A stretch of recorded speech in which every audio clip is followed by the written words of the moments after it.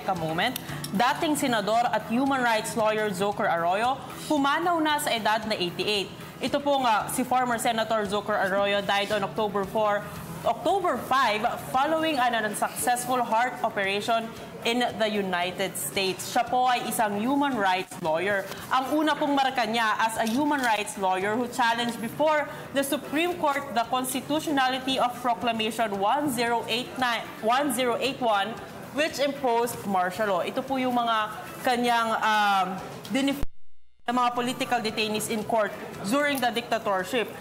Ang dati pong senador na si Benigno Ninoy Aquino Jr., former Senator Jovito Salonga, Aquilino Nene Pimentel Jr., Eva Estrada Calao, Eugenio Lopez Jr., Senator Sergio Esmeña III, and Jose Maria Sinson.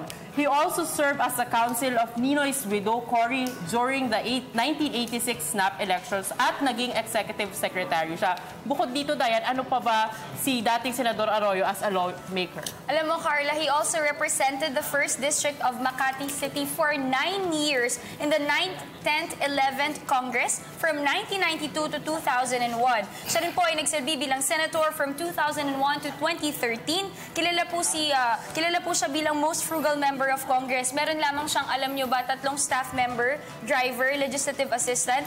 Siya po ay walang bodyguard nung siya ay congressman at senator at hindi rin niya kinuha ang kanyang pork barrel. So, kung titingnan natin, parang hindi niya talaga na-enjoy yung perks ng, may authority and may power. Nagiging lawmaker, walang absent ni isa. Nung siya ay pumasok dyan bilang mambabatas sa Kongreso hanggang sa Senado, sabi mo nga, hindi niya kinuha niyang PDAF. Well, yan si Senador Joker Arroyo na dapat ay maging modelo sa lahat ng mga tatakbo, ha? Tatakan niyo po, ha? Yung mga tatakbong lawmaker, dapat at least merong background sa law. No? Kung hindi man abogado, at least may unit sa pagkukuha ng abogasya, no? At least law student. Kasi gumagawa ka ng batas. At hindi ka aasa sa mga consultants, kukuha ka ng napakarami pang mga abogado na magka-craft ng batas dyan sa Kongreso. Maraming ganun dyan eh. Paano pag-artista o kaya boxer? O yun, pagiging boxer, so mag-concentrate ka muna sa pagbo-boxing. So yun. So, Seferino Paz Arroyo Jr. talaga ang pangalan ni Senador Joker. At kinuha lang ang kanyang pangalan, alam niyo saan? Mahilig sa baraha ang tatay niya. Akala ko yung sa Batman. Mahilig talaga sa baraha. In fact, ang pangalan ng kapatid niya, Jack. Black Jack. Mahilig sa baraha. Jack, Joker. Joker. So, ganun. Pero yung pagiging Joker na nakakatawa, magaling. Kasi hindi lang siya abogado sa Pilipinas. Abogado siya sa Amerika. American Bar. At isang magaling na human rights lawyer before. Alright, of course, kami po ay nakikiramay sa pamilya po ni Senator Joker Arroyo. Our prayer goes out to the family. At syempre, sana po ay magsilbi siyang inspirasyon sa lahat, hindi lamang sa ating mga mamayang Pilipino, kundi sa mga tatakbo, lalo na malapit na po ang eleksyon. Okay. Aljo. Kahapon, hanggang ngayon, usap-usapan pa rin ang pag-resign ni MMDA Chairman Attorney Francis Tolentino. No? At bakit nga ba nag-resign? Dahil nga sa kontrobersyal na playgirls, no? Na working na yan doon sa Laguna. So dapat maging leksyon sa lahat ng mga tatakbo dahil hindi na parang bobo. No? Masasabi ko hindi na bobo mga boss ng bayan ngayon. Meron ng cellphone at sandali ka lang kukuha ng cellphone. Anytime, lalo na everyone's really into social media. Nandiyan na Facebook, Twitter, Instagram. Anyone can upload eh. So, if you remember, Aljo, we were able to interview Miss Aida Santos from WebPro Group at talagang nahimay niya. At yung napag-usapan doon, it all boils down to appropriateness. So, gender sensitive na masyadong dapat ganun. Hindi lang sa kababaihan. Lahat. Kung po pwede, kantahan na lang, di ba? Yes. Sayawan, pero walang twerking na yan. No? Okay. Alam nyo, dito lang, may mga batang nanood na. Yung ano lang, kahit walang may hawak ng camera dyan, ng cellphone camera, yung being a leader.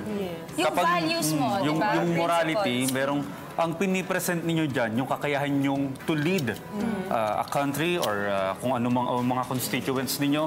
Ngayon, kailangan nagpapakita kayo ng mabuting ehemplo, matamang plataforma, at kung merong mang entertainment, dapat ito'y katanggap-tanggap sa general public. And again, we would like to remind everyone to please exercise your rights to vote. At syempre, open pa ang mag-register for those na hindi pa po nakakapag-register. May chance po kayo mag-register sa, of course, sa Comelec. At syempre, alamin natin kung sino ba dapat ang ating iboboto. So, alamin din natin kung tatanggalin na ba sa mga posibleng tatakbo si Attorney Francis kasi sinasabi, Umalis na rin daw sa LP. oo, kasi gusto Nag-resign na tanggalin rin pa daw nga. sa Pero wala naman kasi doon.